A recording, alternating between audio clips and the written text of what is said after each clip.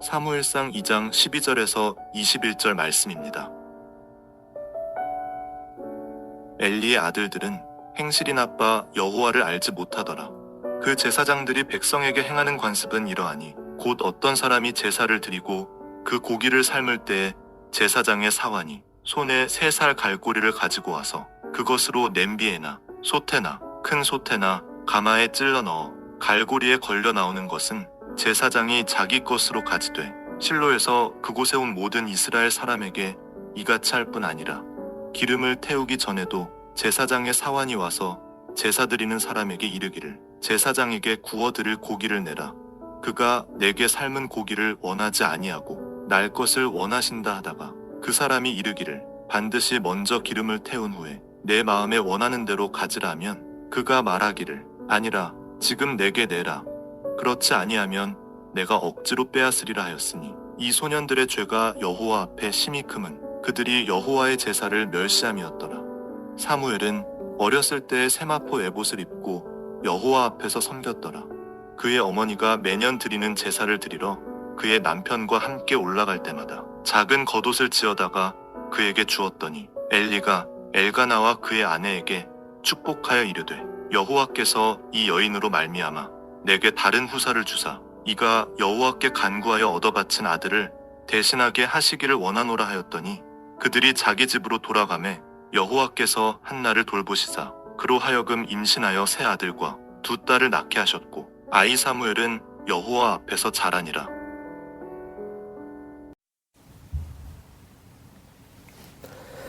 마태복음 5장 13절과 14절을 보면은 예수님께서 이런 말씀을 하십니다. 너희는 소금이다. 너희는 빛이다. 라고 말씀을 하십니다. 이것은 무슨 말이냐면요. 우리가 소금이 되어야 한다는 말이에요.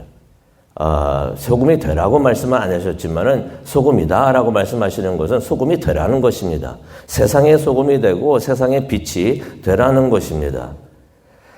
소금이 되어가지고 훼손되어 가고 있는 세상. 이 세상이 썩어가고 있고 훼손되어 가고 있는데 누군가는 소금이 되어가지고 하나님의 진리를 보존할 수 있어야 돼요. 그래서 소금이 되라라고 말씀을 하십니다. 빛이 되어가지고 어두워져 가고 있는 이 세상. 이 세상이 너무나 악으로 어두워져 가고 있는데 누군가는 빛이 돼가지고 진리를 밝혀야 된다라고 말씀을 하시면서 너희는 빛이 되라라고 말씀을 해 주십니다. 그런데 오늘 말씀은 그러한 예수님의 말씀에 대한 예가 되겠습니다. 사례가 되겠습니다. 어떻게 훼손되어 가고 어떻게 어두워져 가고 있어서 어떠한 소금의 역할을 해야 되고 어떠한 빛의 역할을 해야 되는가. 좋은 사례를 오늘 말씀을 통해서 하나님께서 우리에게 들려주십니다. 오늘 내용을 한번 보도록 하겠는데요. 사무엘이 태어났을 때 그 당시를 우리가 잘 기억하기를 원합니다. 세상은 악으로 너무나 가득했었습니다. 이러한 현실을 잘 설명해주는 하나님의 말씀이 있는데요. 그게 사사기 마지막 절입니다. 사사기 21장 25절에 나옵니다. 성경에 뭐라고 말씀하고 있냐면요. 그때에 이스라엘의 왕이 없으므로 왕이 없기는 왜 없나요? 하나님이 왕이신데. 근데 사람들이 왕이 없다고 하면서 이제 왕을 찾을 때였습니다. 그때 이스라엘의 왕이 없으므로 사람이 각기 자기의 소견에 옳은 대로 행하였다. 하나님이 왕이시면은 하나님의 뜻대로 해야 되는데 하나님이 왕이 되지 않았다는 것이에요. 사람들이 생각하기에 하나님의 말씀이 왕의 말씀이 되지 않았던 것입니다. 그러니 사람들이 어떻게 생각합니까? 내가 생각하는 게 맞는 거야 하면서 자기 소견대로, 자기 생각대로 모든 일을 했다는 것입니다. 그렇게 하다 보니까 무슨 일이 있게 됩니까? 옳고 그름의 기준이 없어지는 것이에요. 옳고 그름의 기준이 없어지니까 누가 말해서 이게 옳은 것입니다 하면 그런가 보다 해가지고 그게 옳은 것이 되는 거고요. 저 사람이 그게 아니라 내 생각은 이런 생각을 하는데 이게 맞는 것입니다 하면은 당신 말이 맞소 하면서 그럼 또 그게 진리가 되는 것이에요. 솔직히 요즘 세대를 포스트모더니즘이라고 많이 얘기를 합니다. 포스트모더니즘이라고 많이 말을 하는데 현 시대를 설명하는 것을 그렇게 설명을 하고 있어요. 그러면서 그렇게 설명하면서 어떻게 말을 하냐면은 절대적인 진실이 없다라고 말을 합니다. 이 세상에는 절대적인 진실이 없고 누가 진실하게 어떤 것을 믿고 있으면 그게 맞는 말이다라고서 말을 하는 것이 요즘 세상의 사람들입니다. 그래서 그것을 포스트 마더니즘이라고 표현을 하고 있는데 솔직히 이때도 그랬던 것이에요. 역사가 돌고 도는 것 같습니다. 이때도 사무엘이 태어났을 때도 사사기 때에도 사람들이 똑같은 생각을 하고 있었다는 것이에요. 절대적인 진실이 없는 것이고 그냥 당신이 믿고 있는 게 진실이고 그게 성실하게 그거를 신실하게 믿고 있으면 그게 진실입니다라고 말을 하는 것입니다. 그러니 당신이 생각하는 진실을 다른 사람에게 강요하지 마십시오라고 사람들이 많이 생각을 했던 것입니다. 이렇게 당시에 절대적인 진실이 없다 보니까 악을 악이라고 말을 못합니다. 악이 아니라고 사람들이 생각하는데 왜 그게 악이 되는가? 그러다 보니까 모든 것이 사람들 보기에 나름이었다는 것이에요. 솔직히 절대적인 진실이 없었던 것은 아니죠. 하나님이 절대적인 진실이 되는 줄로 믿습니다. 그래서 하나님의 말씀이 참 중요한 게 중심을 잡아줍니다. 세상이 막 흔들려가지고 이게 진실입니다. 저게 진실입니다. 하고서 사람들이 막 말을 하고 있을 때 하나님께서 성경에서는 그게 아니라 이것이 진실이다. 이것이 중심이 되어야 한다라고서 절대적인 진실, 기준을 하나님께서는 말씀해 주시는 것이에요. 그래서 우리의 하나님의 말씀이 그래서 참 중요합니다. 근데 당시에는 사람들이 이러한 것을 믿지를 않았으니 절대적인 진실이 있다고 믿지를 않았으니 하나님이 왕이라고 생각을 안 했으니 하나님의 말씀을 그저 무시합니다. 그저 책에 나오는 말씀 그렇게 생각을 하면서 이것을 하나님이 뭐라고 말씀을 하셨든 그냥 무시하고 각자 자기 생각대로 행했던 것이에요. 그랬더니 이제 세상에 악이 난무하고 무질서가 가득했습니다. 그런데 이러한 무질서가 세상에만 있었던 것이 아니고 하나님 집에도 이것이 스며들어왔던 것이에요. 제사장들도 각자 자기의 소견에 옳은 대로 행했던 것이에요. 하나님 말씀을 무시를 합니다. 하나님 말씀이 어쨌든 간에 이게 맞습니다. 내 생각이 맞습니다. 대표적인 사람들이 12절에 나옵니다. 엘리의 아들들이었던 것이에요. 성경 12절을 보게 되면은 엘리의 아들들은 행실이 나빴다라고 말을 하고 있습니다. 그 이유를 설명을 하는데요. 12절에 보니까 여호와를 알지 못했기 때문에 하나님을 알지 못했기 때문에 그들의 행실이 나빴다라고 말을 하고 있습니다. 그런데 이것이 참 큰 문제였던 것이 엘리의 아들들이 누구였습니까? 엘리가 누구입니까? 제사장이에요. 제사장의 아들들입니다. 그렇다면 이 사람들이 뭘 하는 사람들인가? 예배 인도자들이라는 것이에요.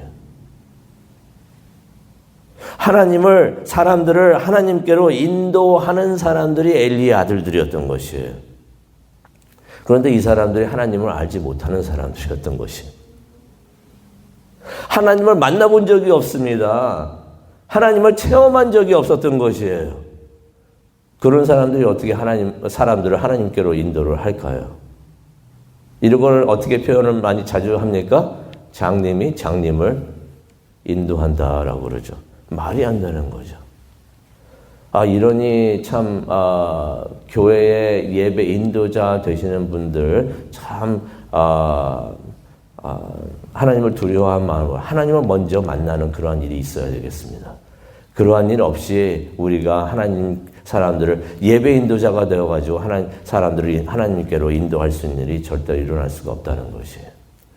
그들의 무슨 행실이 나빴는가 성경에 기록이 되어 있는데요. 한번 보도록 하겠습니다. 13절을 보니까 그들의 나쁜 행위를 관습이라고 하면서 그것들을 행하고 있었던 것이죠. 이게 다 관습입니다. 이게 교회에서 원래 이렇게 하는 것입니다. 원래 우리 교회의 관습이 이렇습니다. 라고 말을 하면서 그것들을 행하고 있었던 것이에요. 하나님의 말씀이 어떻든 간에 그건 상관없이. 예를 들어가지고 13절과 14절을 보니까요. 사람들이 제사를 드리고 고기를 삶고 있을 때 엘리 아들들이 종을 보냅니다. 종을 보내가지고 갈고리를 사용해서 솥에서 고기를 꺼내가지고 제사장에게 가져오게 합니다. 하나님에게 바쳐지기도 전에 그 고기를 먼저 제사장이 가로챘던 것이에요. 좋은 고기를. 또한 제사장들이 15절에 보니까 고기를 태우기 전에 종을 보내가지고 제사장들이 날고기를 좋아한다. 하나님에게 바치려면 이거 태워가지고 바쳐야 되는데 태우기 전에 날고기를 좋아하니까 미리 가져가겠다. 그러면서 하나님에게 바쳐지기도 전에 고기를 가로챘던 것이에요. 16절에 보니까 만약 사람들이 그러지 말고 기름을 먼저 태운 후에 다시 말해서 하나님께 바친 후에 가져가십시오라고 말을 하면은 그 종들이 뭐라고 그랬냐면 그 엘리 아들들이 시켜서 그런 거죠. 지금 당장 주시오 아니면 강제로 빼앗겠습니다. 라고 말을 하면서 고기를 가져갔다는 것입니다. 완전히 날강도였죠. 날강도였던 것이에요. 엘리의 아들들이 이런 악한 일을 행하고 있었다는 것입니다. 17절에 보니까 하나님께서 이걸 다 보고 계셨고 이것을 무지하게 그들의 죄를 심각하게 보고 계셨던 것이에요. 그런데 이 사람들이 그렇게 그런 일을 했던 것은 어떻게 그런 일을 할 수가 있었는가? 17절에 납니다. 하나님께 드리는 제사를 업신여겼다는 것입니다. 심각하게 생각하지 않았다는 것이. 하나님께 예배를 드리는데 건성으로 드리고 업신여기는 마음으로 이거 뭐 어차피 없어지는 그러한 고기인데 좋은 거 먼저 먹으면 뭐 무슨 상관이야. 내 생각이 맞는 거야. 예배에 대한 경외함, 두려움이 하나도 없었다는 것입니다. 근데 제사장 엘리가 나오죠. 아버지죠. 아들들이 그러는 거를 분명히 알았을 것입니다. 그런데 그냥 무시합니다. 묵살합니다. 그냥 지나갑니다. 이렇게 악의 전염병이 되어가지고 세상은 물론 하나님의 집까지 스며들어왔던 것이에요. 이와는 반대로 18절에 보니까 사무엘은 하나님 앞에서 섬겼다라는 말씀이 나옵니다. 하나님 앞에서 섬겼다. 하나님의 임재 안에서 in the presence of God 하나님의 임재 안에서 하나님을 섬겼다는 것입니다. 그러면서 제사장이 입어야 하는 에봇을 입고 하나님을 섬겼다는 말씀이 나오는데 그것은 어떤 것을 의미하냐면 하나님 말씀대로 하나님을 섬겼다는 것이에요. 이렇게 사무엘의 사역을 도운 사람이 있었는데 그가 누구였는가? 그의 어머니였습니다. 한나였습니다. 한나는 매년 제사를 드리러 올 때마다 사무엘이 사역하는 데 필요한 것을 가지고 왔어요. 사역하는 데 필요한 것이 무엇이 없겠는가. 그러면서 이제 19절에 보니까 그래서 필요한 것이 겉옷이에요. 왜 겉옷이 그렇게 매년 필요했는가. 이제 자라나고 있잖아요. 몸도 커지고 있고 자라나고 있으니까 옷을 제대로 입었고 하나님 말씀대로 그렇게 섬겨야 되기 때문에 자라나고 있었기 때문에 그 겉옷을 가지고 왔다는 것입니다. 하나님께서는 그런 한나를 축복을 하십니다. 그래가지고 5명의 자녀를 더 주십니다. 그 내용이 21절에 나옵니다. 그러면서 21절에 보니까 사무엘이 하나님 앞에서 잘 자랐다. 잘 준비가 됐다는 것입니다. 하나님의 사람으로서 준비가 잘 되고 있었다. 엘리의 아들들은 계속해서 악한 일을 행하고 있었는데 반대로 사무엘은 하나님의 사람으로서 하나님의 아들로서 하나님의 자녀로서 하나님의 도구로서 잘 준비되어 가고 있었다라고 말씀을 그렇게 성경의 말씀을 하고 있습니다. 오늘 말씀을 생각하면서 기도하는 시간을 갖기를 원하는데요. 하나님이 사무엘을 세상에 나게 하시고 준비하신 이유가 있습니다. 세상이 너무 병들어가고 악으로 어두워갔기 때문인 것입니다. 그래서 하나님께서 사무엘을 세상의 빛과 소금으로 사용하기를 원하셨던 것이에요.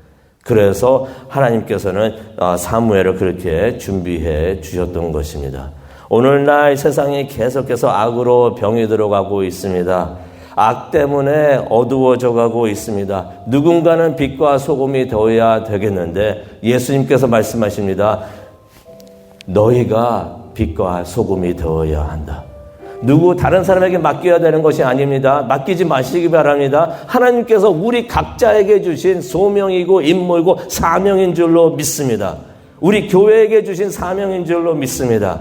우리가 세상의 빛이 되기를 바랍니다. 우리가 세상의 소금이 되기를 바랍니다. 누군가는 이 병폐되어 가고 훼손되어 가고 있는 이 세상을 보존을 해야 되고 그 진리를 보존을 해야 되고, 누군가는 어두워져 가고 있는 이 세상에서 밝은 하나님의 빛을 발해야 되는데, 우리가 그렇게 하는 하나님의 성도가 되고 하나님의 교회가 되기를 원합니다.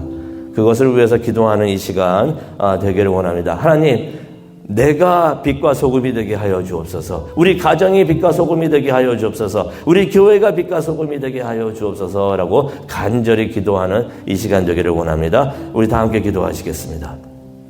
사랑과 은혜가 충만하신 하나님 아버지, 감사합니다. 오늘 말씀을 통하여 다시 한번 영적 대각성이 일어나게 해주시니 정말로 감사합니다. 하나님의 말씀을 통하여 우리가 깨닫게 되는 것이 영적 대각성이 되는 줄로 믿습니다. 깨달은 대로 살 수 있는 우리 모두가 되게 하여 주시옵소서. 세상이 훼손되어 가고 있고 세상이 어두워져 가고 있는데, 누군가는 빛이 되고 소금이 되어야 하는데 우리 보고 그렇게 말씀해 주시니 정말로 감사합니다. 우리 사무엘이 하나님의 말씀대로 잘 자라나고 준비가 되었던 것처럼 우리도, 우리 교회도 잘 준비되어 하나님께서 사용하실 때 잘 사용될 수 있는 하나님의 자녀들 되고 또 교회 될 수 있도록 하나님 은혜 내려 주시옵소서. 그것을 위해서 기도하기를 원합니다. 성령님이 함께하여 주시고 이 기도 인도하여 주시옵소서. 감사합니다. 예수님의 이름으로 기도합니다. 아멘.